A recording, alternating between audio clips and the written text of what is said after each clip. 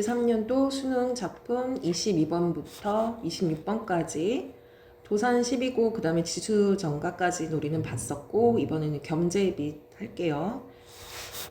자, 이 작품은요, 자, 글의 종류가 무엇이냐? 수필입니다. 수필이에요. 누가 썼죠? 김훈이라는 작가가 썼네요. 네. 그래서 글의 종류는 수필이 된다. 무슨 수필이죠? 당연히 현대 수필이 되겠죠. 이거를 미리 얘기한다면 요 수필은요, 분석적이면서도 기행문 같은 느낌이 듭니다. 그래서 기행문 같은 느낌이 듭니다. 자, 그러면 여기에서 주로 다룬 거는 무엇이냐? 자, 망향정. 망향저터에 가서 그 경치를 구경하고, 그리고 그 그림, 겸제의 그림을 다시 한 번 더 재평가하는 내용을 다루고 있다. 그래서 주제는 그냥 겸제가 들렸던 망향저의 옛 터를 보면서 그 겸제가 그린 산소의 특성을 한번 확인해 보는 그런 내용이 주제가 됩니다. 그래서 이 글을 보면 그 화가 겸제의 이동 경로에 따라 여정을 중심으로 이 수필이 서술이 되어 있다라는 거 알아두고요. 네, 잠시만요. 네, 알아두면 되는 거야. 자, 이 글은 김훈이라는 작가가 썼다고 했잖아요. 이분 소설가죠. 하얼빈이라는 작품도 썼고요. 되게 유명하신 분이다. 자, 겸제라는 사람이 누구냐? 여러분 들어봤어? 그 정선. 수묵화에 되게 유명하신 분이잖아요. 겸제, 정선이라는 사람이 이 수묵화를 정말 멋있게 잘 그려. 네. 참고로 여기 망향정이라는 거는 이 동해안에 있는 옛날의 터였는데, 지금은 이 망향정 쉽게 말해서 이게 옮겨졌어. 원래 이렇게 바다가 있으면 바다 위에 이렇게 절벽이 있잖아요. 그러면 여기에 이렇게 지어졌던 그런 정자였었거든요. 이렇게 바다입니다. 네. 근데 이게 옛날에 있었던 거는 다른 장소에 옮겼고, 여기에 그 터와 비슷하게끔만 꾸며놨다는 거지. 그것을 이제 김훈이라는 작가가 직접 보고 느낀 점을 수필로 나타내는 작품이야. 자, 그럼 내용으로 우리 들어가 볼게. 내 초로의 어느 가을날, 내라는 건 작가 자신을 얘기하는 거죠. 초로라는 거는 이제 나이가 드는, 그러니까 노년의 나이가 드는, 그러니까 노년의 나이를 의미하는 거야. 이제 어느 가을날, 가을은 시간적인 배경을 얘기하는 거죠. 당연히 나는 작가죠. 수필이잖아요. 겸제가 동해안을 따라 내려가면서 동해 승경, 그러니까 풍경을 화풍에 옮겼던 월송정, 망향정, 천간정, 성류굴 등을, 여기는 굴이고요. 여기는 정자 같은 거야. 네. 일삼아 떠돌아다녔다. 망향정은 옛 기성면의 바닷가에 지금의 금남면 산포리로 옮겨 세운 지가 140여 년이 넘어 기성면의 옛 망향정 자리는 도로공사로 단해, 그러니까 그 일부분이 잘려나가 바닷물은 단해 끝으로부터 멀찌감치 쫓겨났고, 자, 여기 볼게요. 원래 맨 처음에 지어졌던 망향저 터는요, 원래는 기성면이 있었대. 근데 어떻게 됐어요? 여기가 이제 공사를 하면서 망향전을 다른 지역으로 옮겼어. 이걸 분해를 해서 거기로 옮겼거든요. 그런데 현재는 어디 있습니까? 금남면 산포리로 옮겼죠. 이미 옮긴 지가 꽤 오래되었다라는 거죠. 자, 네, 망향정 자리가 옮겨졌습니다. 엄청 오래됐네요. 자, 옛날에는 기성면에 있었고 지금은 어디에 있다? 현재는 금남면 산포리에 있다라는 거죠. 자, 그래서 옛 망향정 자리는 이미 도로공사가 됐고 흔적을 찾아볼 수가 없다는 거죠. 그리고 바닷물 또한 단해 끝으로부터 멀찌감치 쫓겨났고, 그러니까 우리가 예전에 예상했던 그 겸제의 수묵화 그림에 나왔던 요런 그림이 아니다. 선생님 이따 그림 한번 보여줄게요. 바닷물은 그 사이에 시멘트 칠갑이 되어 있었다. 정자터는 사방이 깎여 나갔고 확포 속에 소나무 숲도 베어진 베어져 버린 채 그 언덕은 그저 무의미한 흙더미로 변해 있었다. 자, 이쯤에 한번 선생님이 화면을 빨리 찾아봐야 되겠다. 잠깐만. 자, 여기 그림 보이니 얘들아? 요렇게 네, 멋있죠. 근데 지금은 이 자리에 있다 없다? 없다. 여기는 지금 공사가 돼서 그 흔적을 찾아볼 수 없고 다른 지역으로 어떻게 했다? 네, 옮겼다라는 거 알아두세요.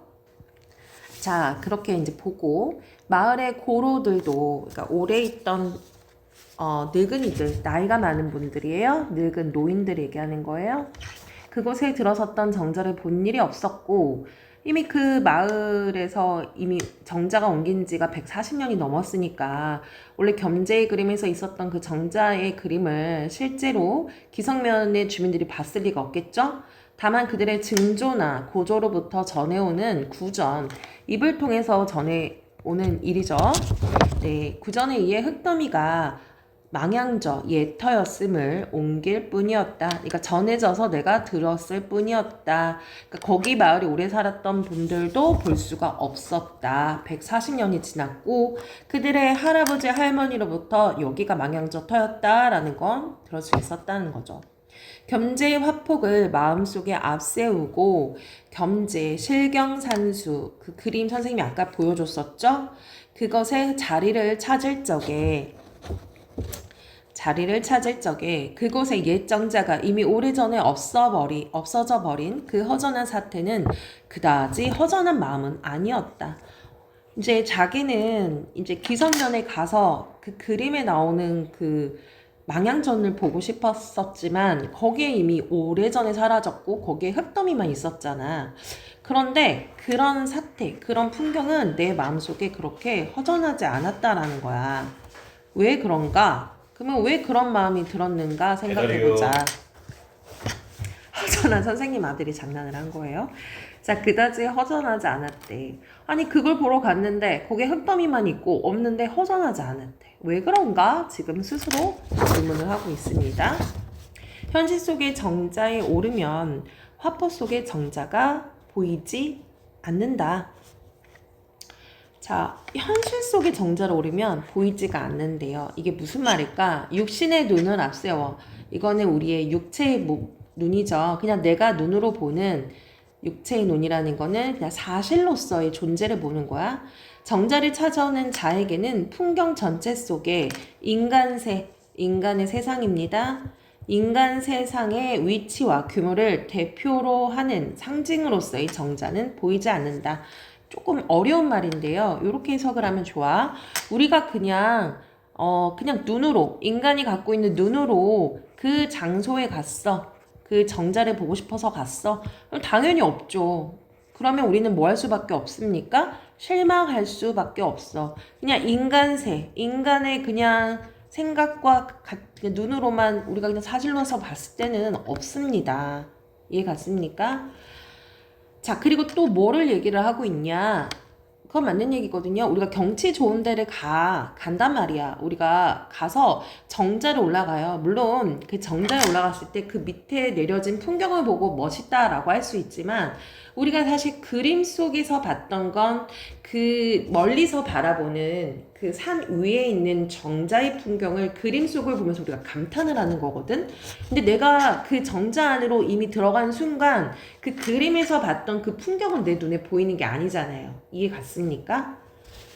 지금 그 표현을 하고 있는 거예요. 그리고 여러분이 알아야 될 거는 여기서 작가는요, 그 정자를 보지 못했다 라고 해서 허전함을 느낍니까? 안타까움을 느낍니까? 아니요, 그렇지 않다는 거예요. 자기는 그런 마음이 들지 않는다라고 얘기합니다. 자, 그럼 이어서 볼게요. 먼 산을 그릴 때 그는, 여기서 이제 그는 누구 되는 거죠? 겸재를 얘기하는 거죠. 네.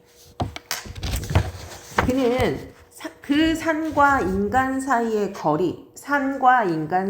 거리를 그리는 것이 아니라 그 거리를 들여다보는 뭘 그린대요? 시선의 깊이를 그린다라고 얘기합니다. 깊이. 자, 시선의 깊이를 의미하는 것이다 라는 거야.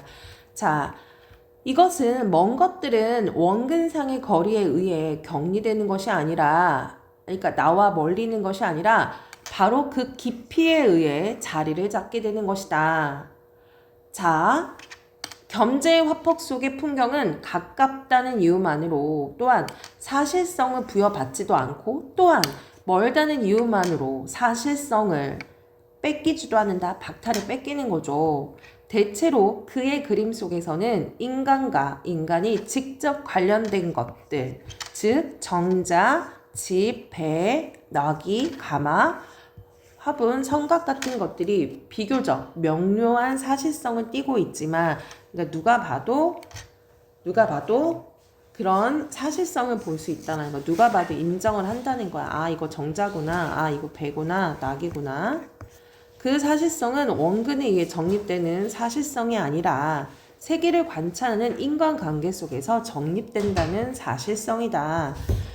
자, 이거 되게 어려운 말이기는 한데요. 이렇게 해석을 하면 됩니다. 자, 무슨 말이냐면 단순히 눈에 보이는, 그러니까 우리 겸재가 그림을 그렸을 때 인간이 어떤 산을 그리고요. 산뿐만이 아니라 일상적인 것들을 다 그리죠. 여기서는 뭐 정자도 있고요.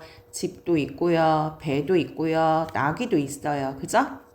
근데 이것들을 그려내는데 이것을 당연히 그냥 하나의 가깝고 멀고 한 것 또는 그러니까 가까운 것 또는 먼 것 또는 아 이거 그냥 사실적인 것 이런 것으로만 판단하는 것이 아니라 바로 이런 것들을 누가 인간이 자기만의 뭐를 통해서 얘들아 재구성하는 과정을 통해서 재구성하는 과정을 통해서 바로 창작을 해서 상상을 해서 물론 보고 그린 건 맞겠지만 바로 그림이라는 걸 통해 우리에게 얘기해주고 있잖아요. 그래서 단순히 이 그림을 통해 우리가 눈으로 이게 있구나 라고 느끼는 것이 아니라 그것을 보는 또한 우리 인간은 자신이 관련 짓고 자신과 연관이 되어 있는 인간 속에 있는 세상의 어떤 도구들 또 산 이런 걸 통해 자신이 느끼고 깨닫는다라는 거야. 즉 그냥 눈으로 보고 땡이 아니라 자신의 생각, 느낌 이런 걸 가지고 그 그림을 바라본다는 거지. 즉 시선의 깊이를 우리는 느끼고 또한 겸재 또한 그것을 느끼게 해주고 싶어서 이렇게 그림을 통해 나타낸다라는 얘기입니다. 조금 어려운 말입니까? 자, 이런 게 있어요. 만약에 어떤 그림에 정자가 나와요. 그러면 우리는 사실로서의 저거는 정자구나 라는 걸 알 수가 있어요. 그죠? 알 수가 있긴 하지만 만약에 우리가 아니라 다른 누군가 이래서 정자라는 개념을 알 수 없는 외국인이 와서 이걸 봤어. 외계인이 봤어. 그러면 이것을 저 절벽 위에 놓인 정자를 아름답다고 느낄 수 있을까? 그렇지 않거든요. 이 도구들에 대한 인지는 인간이 있는 거잖아요. 그러니까 인간이 그것을 그 세계에서 정립을 시키잖아. 그렇기 때문에 관계에 의해서 이 정자의 그림도 정자가 포함된 그림도 멋있다고 느끼는 것이거든요. 자, 그래서 우리가 단순히 그것이 그 자리에 있고 없고 아 정자가 망향전이 그 옛날 자리에 있다 없다만 가지고 아쉬움이 느껴지는 것이 아니라 우리는 이미 그 그림 속에서 이미 그거는 현실에서 사라졌지만 우리 머리 인식에는 남아있다라는 얘기예요. 그런 의미에서 그 그림이 아름답고 또한 자기도 실제 장소에 가서 그것을 봤을 때 그것이 설령 없다 하더라도 이미 나의 머리 인식 속에는 그것이 남아있기 때문에 그닥 아쉽지 않다라는 얘기를 하고 있다라는 얘기입니다. 이해 갔습니까? 네, 조금 내용이 어렵죠. 근데 여러분이 잘 이해하시면 될 것 같아요. 자, 그러면 여기까지 내용을 보고 한번 우리 문제를 같이 한번 풀어볼게요.